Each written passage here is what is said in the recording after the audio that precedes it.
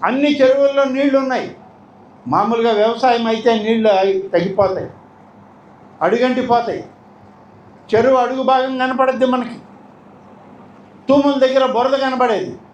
ఇవాళ చెరువు అంతా నీళ్లు కనబడతా ఉన్నాయి, మొదటి పంట అయినా కూడా.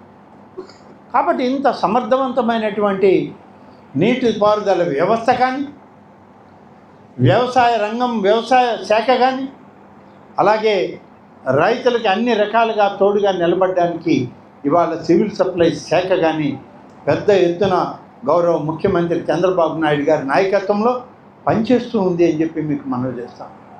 ఇవాళ అందరం రైతు కుటుంబాల నుంచి వచ్చిన వాళ్ళమే. ఒకరు వ్యవసాయం చేయొచ్చు, ఒకరు వ్యవసాయంలో కుటుంబాల్లో ఉండి రాజకీయాల్లోకి రావచ్చు.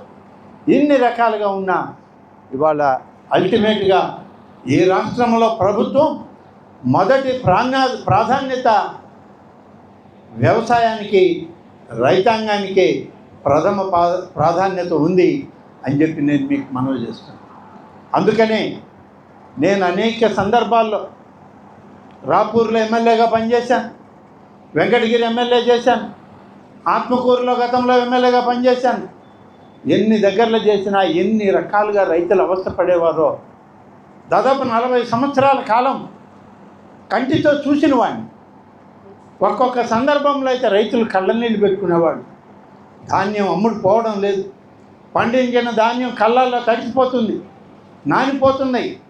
రోడ్ల మీదకి తెచ్చిపోస్తే రోడ్లలో ఆరడం లేదు, మళ్ళీ ఇబ్బంది కలుగుతూ ఉంది.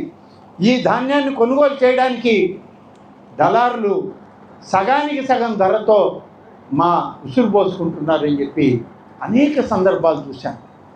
రైతులను ధాన్యం బస్తాల ముందు నిలబడి కళ్ళనీళ్ళు పెట్టుకున్న రోజులు చూశాను నేను.